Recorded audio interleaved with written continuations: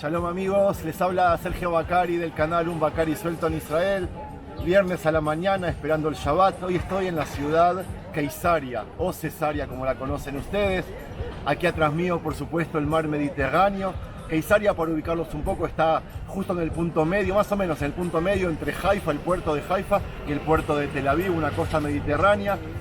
El nombre Cesarea es a nombre del emperador romano César Augusto.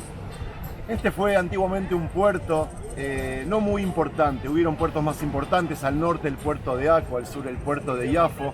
Así todo, cuando Alexander Yanai, uno de los reyes de Judea, conquistó este lugar, lo transformó en un puerto importante. Y cuando vino Herodes, por supuesto, donde puso la mano Herodes, las cosas se transformaron en lujosas y grandiosas. Y todo esto que vamos a ver hoy, la ciudad antigua de Cesarea, de Keisaria, es obra de las manos de Herodes. Herodes fue el que le puso el nombre a la ciudad y también construyó un anfiteatro, un puerto, y voy a hacer hoy un recorrido, les voy a mostrar más o menos de qué se trata y por supuesto les voy a seguir contando sobre la historia. Mientras tanto, le agradezco a mi hijo que me está filmando, hoy vine a desayunar con él y vamos a seguir filmando este lugar. Vamos. Amigos, todo lo que sabemos de esta ciudad, Keisaria o Cesarea, es por el aporte del historiador judío Yosef ben Matityahu o Flavio Josefo y excavaciones arqueológicas que se están realizando acá en los últimos 20 años. El historiador nos describió que esta era una ciudad amurallada con el puerto más grande de la costa este del Mediterráneo, llamado Sebastos. Sebastos era el nombre griego del emperador Augusto. El templo de la ciudad, dedicado a César Augusto, se levantaba sobre un alto podio que daba hacia el puerto. Un amplio tramo de escalones conducía hasta el pilar del templo. Se construyeron también, de acuerdo a la tradición imperial, edificios públicos y sofisticadas instalaciones de esparcimiento. El palacio del rey Herodes se encontraba en la parte sur de la ciudad, cerca de lo que hoy es el anfiteatro. En el año 6, Keisaria pasó a ser la sede de los procuradores romanos de la provincia de Judea y de los cuarteles de la 10ª Legión Romana. En los siglos II y III, la ciudad se expandió y se convirtió en una de las más importantes en el área oriental del Imperio Romano. Ella era definida como la metrópolis de la provincia de Siria-Palestina. Keisaria desempeñó una importante función en la temprana historia cristiana. Esto es para ustedes, hermanos cristianos. ¿Saben por qué? Porque aquí tuvo lugar el bautismo del dignatario Romario Cornelio. Desde aquí mismo zarpó Pablo para sus travesías por el Mediterráneo oriental. Y aquí fue tomado prisionero y enviado a Roma para ser juzgado. El palacio fue construido sobre un promontorio rocoso que se proyectaba sobre el mar, en la parte sur de la ciudad romana. Las excavaciones arqueológicas están revelando un gran complejo arquitectónico con una piscina decorativa rodeada por pórticos. Esta elegante estructura, en una ubicación tan singular, fue identificada como el Palacio de Herodes. El palacio estuvo en uso a lo largo del período romano, tal como lo testimonian dos columnas con inscripciones en griego y latín que mencionan a los gobernadores de la provincia de Yehudá o de Judea.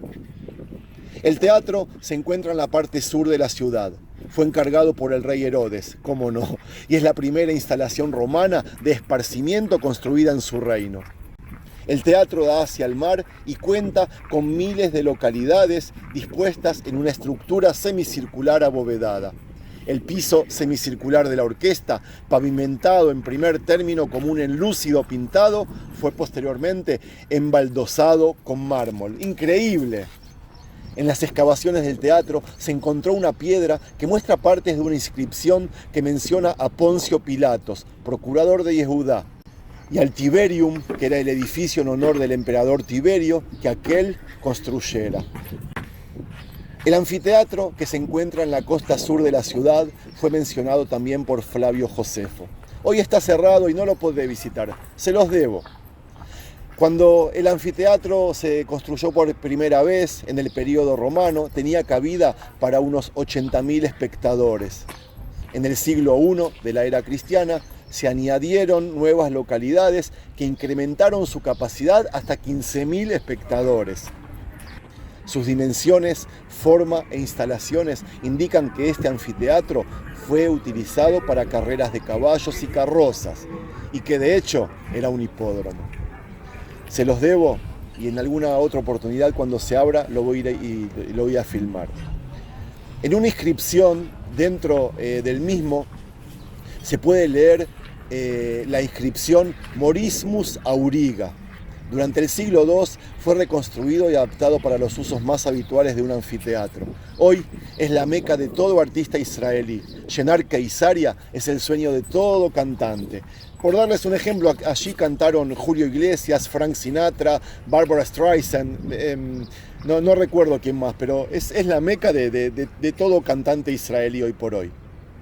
En la ciudad romana había también un acueducto, esos que transportan el agua, que aseguraban un abundante suministro de agua a la ciudad. También fue construido en el periodo herodiano, por supuesto. Posteriormente, cuando la ciudad creció, fue reparado y ampliado a un canal doble. El acueducto superior empieza, escuchen bien, a unos 9 kilómetros de aquí al noroeste de Keisaria, a los pies del Monte Carmelo. Este fue construido con notables conocimientos de ingeniería y aseguraba el flujo de agua por la fuerza de gravedad, desde los manantiales de allí de los montes hasta la ciudad. Avanzaron los siglos, llegamos a la Cesárea bizantina, la Keisaria de la época bizantina. Durante este periodo, Keisaria se convirtió en un importante centro cristiano. El padre de la iglesia, Orígenes, fundó una academia cristiana en la ciudad que incluía una biblioteca de 30.000 manuscritos. A principios del siglo IV, el teólogo Eusebio, que era el obispo de Keisaria, compuso aquí su monumental historia eclesiástica sobre los comienzos del cristianismo y el Onomasticón. La Keisaria bizantina estaba rodeada por una muralla de 2,5 kilómetros de largo, que protegía a los barrios residenciales construidos fuera de la ciudad romana. En la parte sur contaba con un portón de acceso de 3 metros de ancho. Junto con la población cristiana y sus numerosas iglesias, había también aquí comunidades judías y samaritanas que construyeron elaboradas sinagogas. Durante este periodo se bloqueó el puerto interior romano y se construyeron edificios en lo que pasó a ser tierra firme, digamos. Una fila de arcos que servían de tiendas fue edificada frente al podio que daba hacia el puerto.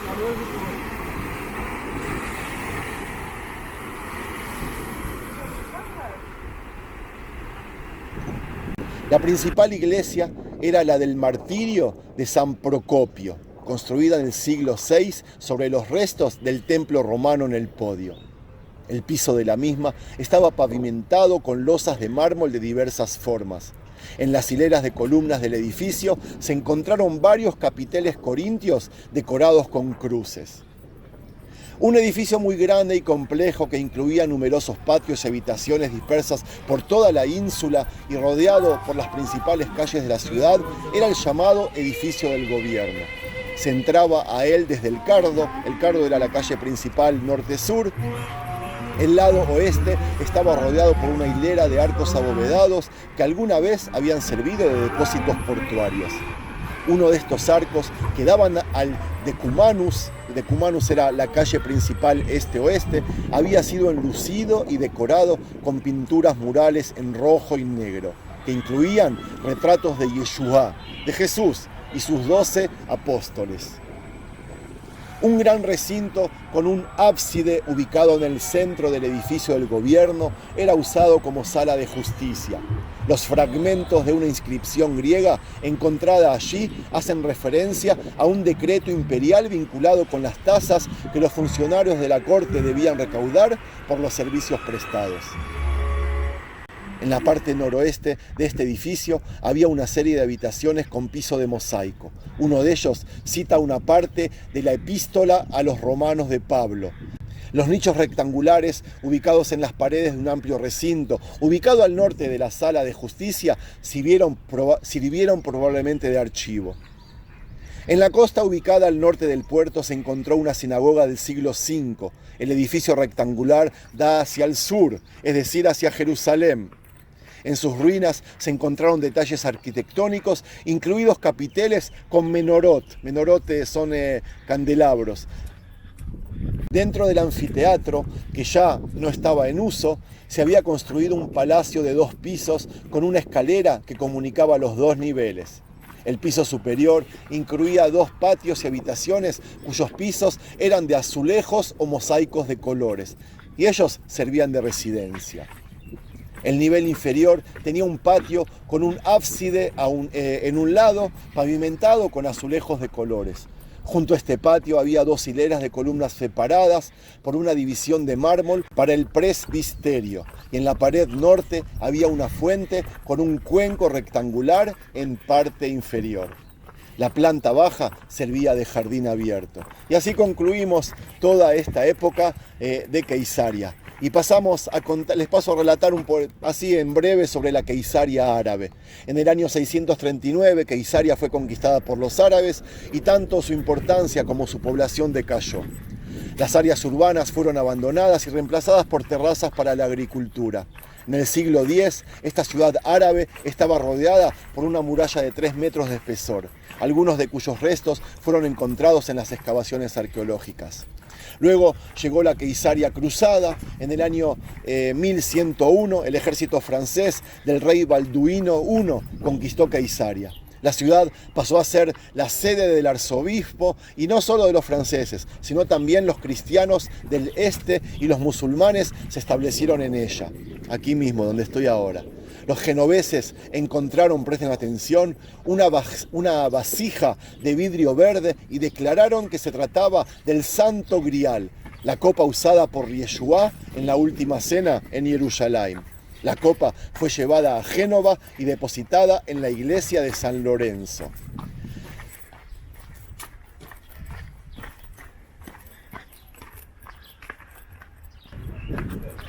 Keisaria fue conquistada por Saladino en 1187, después de un breve sitio.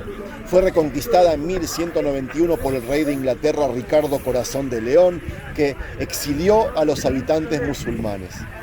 Y a raíz de la creciente amenaza musulmana, el rey de Francia, Luis IX, posteriormente canonizado, restauró y fortificó toda esta ciudad en el año 1252. Él construyó una magnífica muralla de 4 metros de espesor y 1,6 kilómetros de largo que rodeaba toda la ciudad. Tenía una superficie de 16.000 metros cuadrados y estaba protegida por una explanada que también tenía torres y un foso de 10 metros de profundidad. Y el foso tenía también 15 metros de ancho. Como les estoy mostrando, toda esta ciudad fue importante a través de todas las épocas. El ingreso a la ciudad se llevaba a cabo a través de 3 portones. El más importante se encontraba en la pared del este, o sea, la más alejada al Mediterráneo. El acceso al portón principal era indirecto y tenía lugar a través de un puente construido sobre arcos sosteniendo pilares por la parte inferior del foso.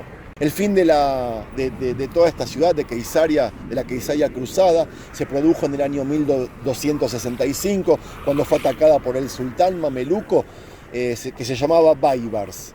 Después de un breve sitio, los defensores cruzados renunciaron a toda esperanza y evacuaron la ciudad. Los conquistadores mamelucos, que temían el regreso de los cruzados, arrasaron las fortificaciones de la ciudad. Amigos, para terminar les cuento que Keisaria es uno de los lugares arqueológicos más impresionantes abiertos al público. Se puede visitar el teatro del período romano, que hoy está cerrado, pero ustedes cuando vengan lo van a poder visitar, el anfiteatro, como les dije, y otros sitios. Se puede cruzar el foso, entrar a la ciudad cruzada restaurada y contemplar el puerto desde la cima del podio. Toda una experiencia por tan solo 14 shekels en la entrada. Amigos, un paseo romántico aquí una noche por la noche es algo espectacular, así que les aconsejo venir también en parejas. Además hay restaurantes, bares, un centro de buceo y muchas tiendas. No se pierdan Keisaria en su próxima visita a Israel. Yo desde este mar me despido de ustedes. Hasta el próximo video, mañana, que va a ser en el desierto de Judea. Shabbat Shel Shalom.